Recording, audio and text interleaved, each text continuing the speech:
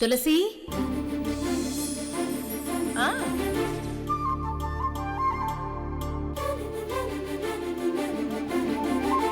మీరు బయలుదేరండి. నేను దేవుడికి దండం పెట్టుకుని వెళ్తాను. అలాగేనమ్మా.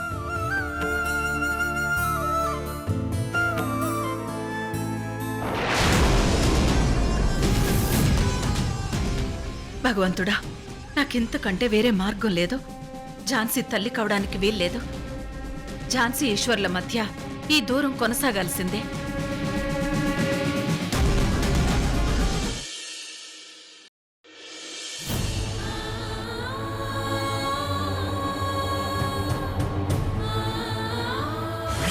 ఇక్కడ ముద్దు పెట్టాడో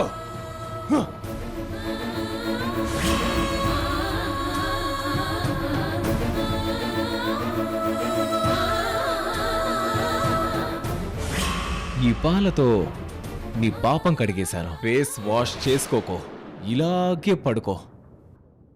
అప్పుడే నువ్వు పునీతం అవుతావు. పుల్లవాడికి ముద్దు పెడితే తిరిగి వాడి చెంప పగలు కొడతావని అనుకున్నాను, కానీ నువ్వు అలా చేయలేదు.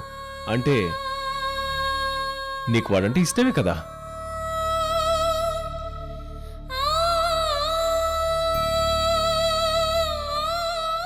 వాడితో నిజంగా నీకు వెళ్ళిపోవాలనుంటే నేను కట్టిన తాళి తెంచి పడేసి వెళ్ళిపో.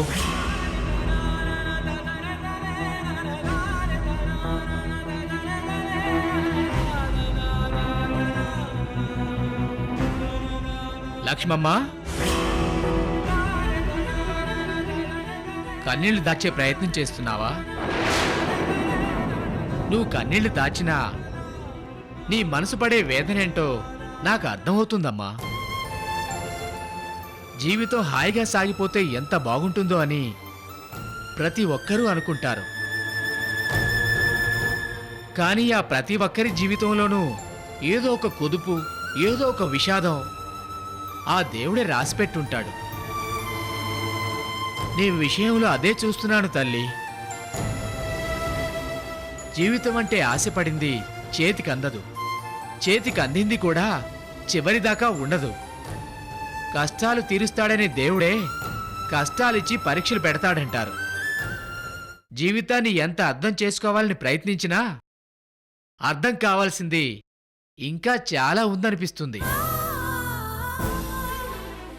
సంజయ్ బాబుతో నువ్వు సంతోషంగా లేవన్న విషయం నాకు తెలుసమ్మా. మీరిద్దరూ ఒకరినొకరు అర్థం చేసుకోవడమే మీ మధ్య ఉన్న సమస్య అయితే అది ఈరోజు కాకపోయినా రేపైనా సమసిపోతుంది. కానీ మీ మధ్య ఉన్న సమస్య ఏదో ఇప్పుడిప్పుడే పరిష్కారం అయ్యేది కాదనిపిస్తుంది. సంజయ్ బాబు వల్ల చెప్పుకోలేని నరకమేదో అనుభవిస్తున్నావని నాకు అర్థమవుతుందమ్మా. మీరిద్దరూ కలిసి గుడికి వెళ్ళడానికి కూడా వేరే కారణం ఉందేమో అనిపిస్తుంది. సంజయ్ బాబు అబద్ధం చెప్పాడని నాకు అనిపించింది. ఉన్నట్టుండి మీరు గుడికెందుకు వెళ్ళారు? నాతో చెప్పుకోలేని విషయం అయితే చెప్పకమ్మా. ఇలా అడిగినందుకు దయచేసి నన్ను క్షమించమ్మా. తాయమ్మా, నా మంచి కోరే మనిషివి నువ్వు. నా బాధ నీతో చెప్పుకోవడానికి నాకెలాంటి అభ్యంతరం లేదు. చెప్తాను తాయమ్మా. నేను సంజయ్ గుడికి వెళ్ళింది మా కోసం కాదు, జ్యోతి కోసం. నాతో మాట్లాడాలని జ్యోతి నా వెంట పడ్డాడు. నేను గుడికి వెళ్ళి తనతో మాట్లాడకపోతే పాయిజన్ తాగి చనిపోతానని బెదిరించాడు. జ్యోతిరాదిత్య ప్రాణాలు కాపాడడానికి నేనెలా వెళ్లాల్సి వచ్చింది, అది కూడా సంజయ్ని వెంట పెట్టుకుని.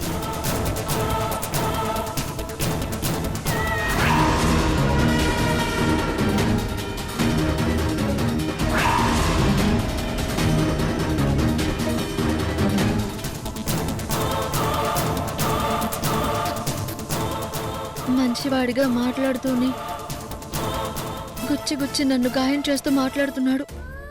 అర్థం చేసుకున్నట్టు నటిస్తూనే నన్ను అనుమానిస్తున్నాడు.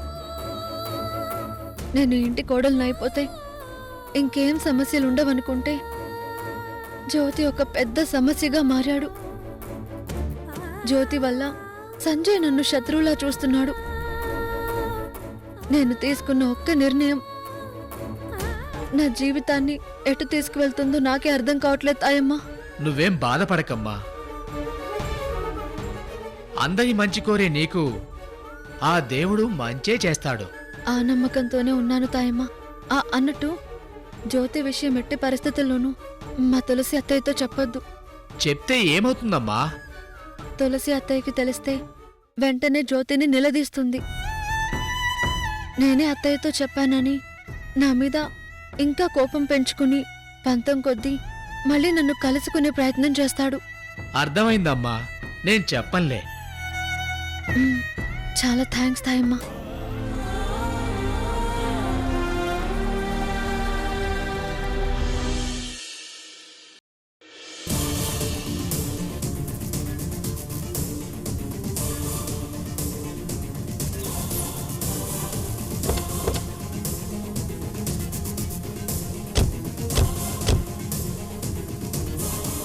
సుమిత్ర, తులసి ఏం చెప్పిందో గుర్తుంది కదా?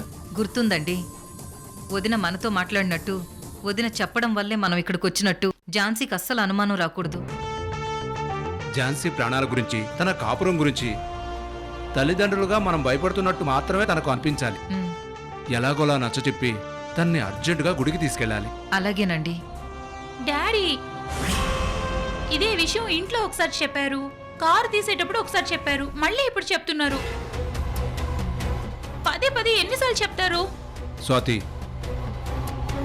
ఝాన్సీ గురించి తెలుసు కదా, ఏమాత్రం అనుమానం వచ్చినా మనం చెప్పే ఏ విషయమూ నమ్మదు. అందుకే ఎన్నిసార్లు చెప్తున్నాను. లోపలికి వెళ్దాం పదండి. పద.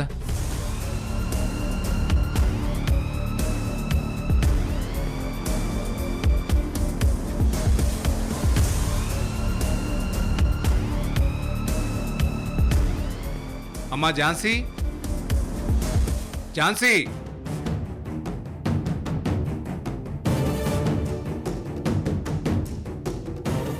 నమస్తే అంకిల్. నమస్తే బాబు. నమస్తే ఆంటీ. నమస్తే బాబు. ఏంటి ఈ సర్ప్రైజ్ విజిట్? ఆ, అమ్మాయి కోసం వచ్చాం బాబు. మీరు ఎలా ఉన్నారు?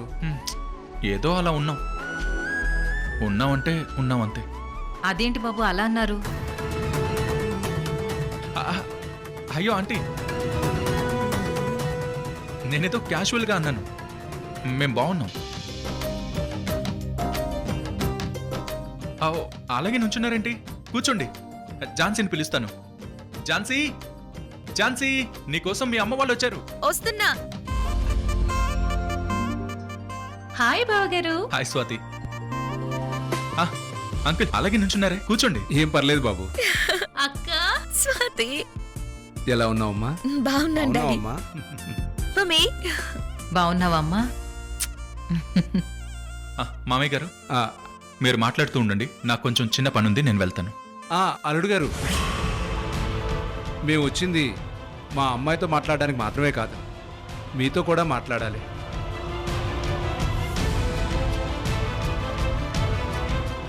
మీరు కూడా మాతో పాటు రావాలి.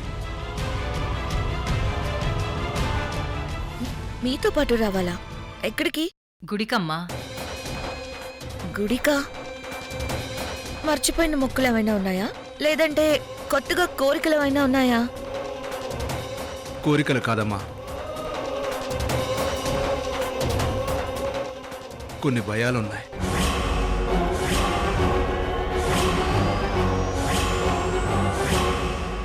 భయాలేంటి డాడీ? ఏమైంది మామయ్య గారు? మీ కాపురం గురించి, రేపటి భవిష్యత్తు గురించి చాలా భయంగా ఉంది. ఉన్నట్టుండి ఈ భయం ఏంటి అనుకుంటున్నారేమో. 3 రోజుల నుంచి నాకు అస్సలు నిద్ర లేదమ్మా. ఒక్కటే పీడ కలలు.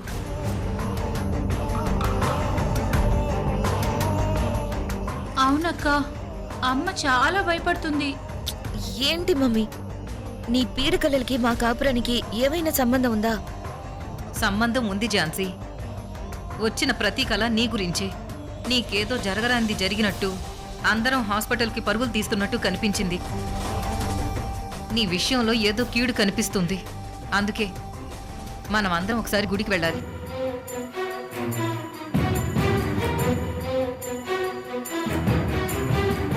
ప్రతి 5 సంవత్సరాలకు ఒకసారి రిషికేశ్ నుంచి ఒక గురువు గారు వస్తారంట.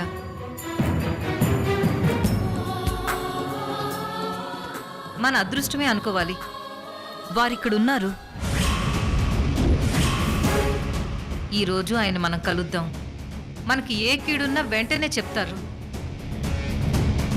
మమ్మీ ఇలాంటివన్నీ మీరు నమ్ముతారేమో కానీ నేను నమ్మను మమ్మీ, ప్లీజ్. ఝాన్సీ, అన్నీ మూఢనమ్మకాలంటే గుడికి వెళ్ళడం కూడా మూఢనమ్మకమే అనుకోవాలా?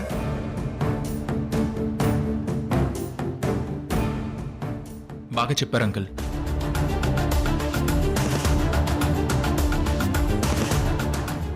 దేవుడు ఉన్నాడో లేదో సైన్స్ ఇంకా ప్రూవ్ చేయలేదు కనుక దేవుడు ఉన్నాడనేది కూడా నీ దృష్టిలో మూఢనమ్మకమే కదా ఝాన్సీ? నా ఉద్దేశం అది కాదు ఈశ్వర్. నేను గుడికి వస్తాను కానీ గురువుల్ని స్వామీజీల్ని నమ్మడం అనేది అది బలహీనత అని చెప్తున్నాను. అమ్మా ఝాన్సీ, తల్లిదండ్రులుగా నీ మీద మాకు ప్రేమ, భయం, బాధ్యత ఎప్పటికీ ఉంటాయి. నీ కోసం కాకపోయినా మా భయం పోగొట్టడం కోసమైనా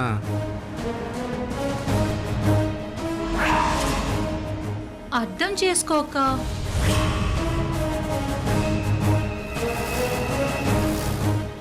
పోదామక్క. రాక ఎక్కడికి పోతుంది? తనే వస్తుంది. ఝాన్సీ, బయలుదేరమ్మా. అల్లుడు గారు, మీరు కూడా.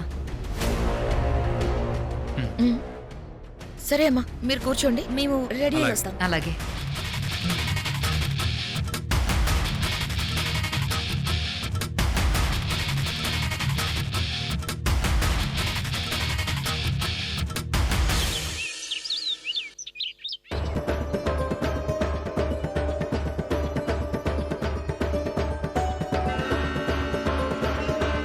హలో తులసి, ఎప్పుడూ లేనిది నేనింత డీప్ గా నీ ఫేస్ స్కాన్ చేస్తున్నా ఏంటా అని చూస్తున్నావా? పాపం తులసి, గలగలా ప్రవహించే నది ఎండిపోయినట్టు నీ మాటల ప్రవాహం ఆగిపోయింది. నీ కళ్ళల్లో ఆ పొగ తగ్గింది. నీ చేతుల్లోనూ నడకల్లోనూ ఆ చురుకుతనం తగ్గింది. టోటల్ గా నీ ఫేస్ లో ఆ కలే పోయింది. మీ పెద్దోడు వెళ్ళి రెండో వాడు వెళ్ళి నీ నావలేకపోయానని నన్ను చులకన చేసి మాట్లాడావు. వాళ్ళ పెళ్లిళ్ళు చేయటంలో సక్సెస్ అయ్యావు కానీ వాళ్ళల్లో ఒక్క చింటైనా సంతోషంగా ఉన్నారా? ఒక్క చింటకైనా శోభనం జరిగిందా? ఇంతవరకు ఎందుకు జరిపించలేకపోయావు? ఎందుకు కలపలేకపోయావు? పెద్ద కోడలేమో పెద్ద ఈగోతో ఉంది. ఇంకా ఝాన్సీ ఏమో నీ మెడ మీద వేలాడుతున్న కత్తిలా నీకు ఎప్పటికీ మింగుడు పడకుండా ఉంది. మాటలతో ఎవరినైనా మాయ చేసే టాలెంట్ ఉన్న నువ్వు కొడుకు కోడళ్ళ కాపురం విషయంలో ఎందుకు చాతకని దాంట్లో మిగిలిపోయావు? వాళ్ళ కాపురాలు క్వశ్చన్ మార్కులా అలా ఉంచితే చిన్న కొడుకు సంగతి ఏం చేశావు? మెంటల్ హాస్పిటల్లో జాయిన్ చేసావా? ఎందుకైనా మంచిది ఏ హాస్పిటల్ అయితే బెటరో సర్చింగ్ లో ఉండు. నా దృష్టిలో జైల్ అయినా మెంటల్ హాస్పిటల్ అయినా రెండూ ఒకటే. కోర్టులో నాకు అనుకూలంగా నువ్వు సాక్ష్యం చెప్పుంటే నీకిన్ని కష్టాలు ఉండేవి కాదు. ఇలా నా ఇంటికి పని మనిషిగా రావాల్సిన కర్మ పడేది కాదు. ముందు ముందు ఇంకా చాలా ఉన్నాయి. ఈ నందినితో ఎందుకు పెట్టుకున్నానురా భగవంతుడా అని నువ్వు నా కాళ్ళు పట్టుకోవాలి. నీకు మంచి అవకాశం ఇస్తున్నాను. ఇప్పుడే నా కాళ్ళు పట్టుకో, నేను క్షమించేస్తాను.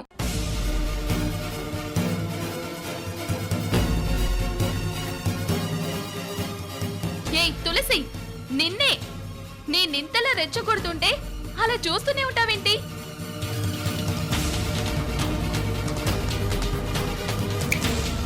తులసి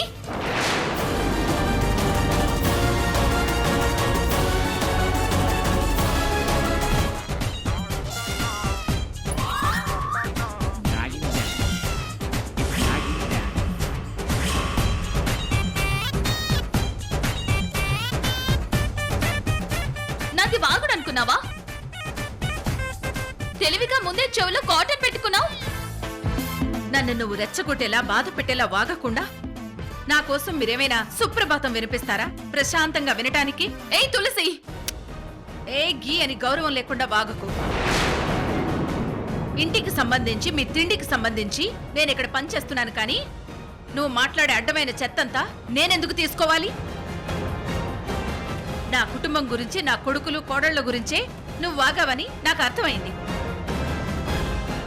ఇంతకంటే నువ్వేం చేయగలవు? హ్మ్? ఎవరైనా బాధల్లో ఉంటే నేనున్నాను అంటూ ఒక అడుగు ముందుకేయాలి, చెయ్యి అందించాలి. అంతేగాని చప్పట్లు కొడుతూ ఆనందించకూడదు. అలాంటి ఆనందాన్ని రాక్షసత్వం అంటారు. ఆ రాక్షసత్వానికి రూపం ఇస్తే అది ఎవరో తెలుసా? నువ్వు. నేను రాక్షసినా? మరి నువ్వు రాక్షసివి కాదా? రాక్షసి అనగానే కొత్త బిల్డింగ్ కట్టేటప్పుడు ఇంతింత కొమ్ములతో కూరపడతో కనిపించే బొమ్ముంటుంది చూసావా? అలా కనిపిస్తూ తిరుగుతూ ఉంటేనే రాక్షసులా? కలియుగంలో నీలాంటి రాక్షసులు చక్కగా బ్యూటీ పార్లర్ కి వెళ్ళొస్తారు, మేకప్ వేసుకుంటున్నారు, పైకి అందంగా కనిపిస్తుంటారు. నీలాంటి వాళ్ళని రాక్షసులు అనడంలో ఏ మాత్రం తప్పులేదు.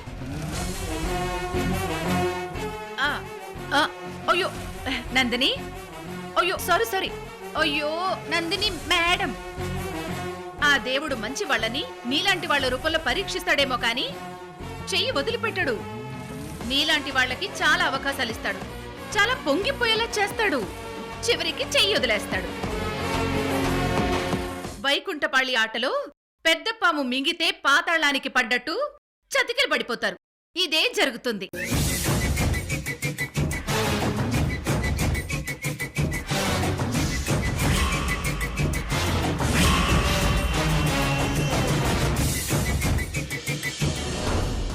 లక్ష్మి ఆగు,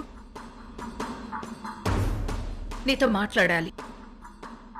నీ జీవితం గురించి నువ్వేం ఆలోచిస్తున్నావు? జ్యోతి జీవితాన్ని ఏం చేయాలనుకుంటున్నా? అత్తయ్య, జ్యోతిని గుళ్ళో కలిసావా? అత్తయ్య అది కలిసావా లేదా? కలిశాను. జ్యోతిని కలవడానికి వెళ్తున్నామని సంజయ్ ఆ రోజే చెప్పాడు. సరదా కోసం అన్నానని అన్నాడు, కానీ అదే నిజం. కానీ నువ్వు మాత్రం నోరు విప్పలేదు, నిజం చెప్పలేదు. మీరు గుడికి వెళ్తుంది జ్యోతిని కలవడానికేనని నాతో చెప్పాలని నీకెందుకు అనిపించలేదు? మీ దగ్గర కావాలని దాచడం నా ఉద్దేశం కాదత్తయ్య. జ్యోతి నన్ను చాలా టెన్షన్ పెట్టేశాడు, చస్తానని బెదిరించాడు. ఆ టెన్షన్లో పరిగెత్తే ప్రయత్నం తప్ప నా బుద్ధి అస్సలు పనిచేయలేదు. వాడు నీకు ఫోన్ చేసినప్పుడే ఈ విషయం నువ్వు నాకు చెప్పుంటే ముందు నేను వెళ్ళి వాడిని అదే గుళ్ళో నిలదీసేదాన్ని. అది తప్పురా అని దండించి ఇంటికి తీసుకెళ్లేదాన్ని. అప్పుడు నువ్వు వాడిని కలవాల్సిన అవసరం వచ్చేది కాదు. చెప్తున్నాను కదత్తయ్య, ఆ క్షణం నేను ఆలోచించలేకపోయాను అని. ఆలోచించాలి లక్ష్మి, ఎందుకంటే నువ్వు పెళ్ళైన ఆడపిల్లవి. నీ మెళ్ళో సంజయ్ కట్టిన తాళికి కట్టుబడి ఉండాలి, ఇంటి గడప దాటకుండా ఉండాలి. నీ జీవితం సంజయ్తో ముడిపడ్డాక జ్యోతి పరాయివాడే. వాడి పాత జ్ఞాపకాలకి, ప్రేమకి నువ్వు బాధ్యత తీసుకోకూడదు.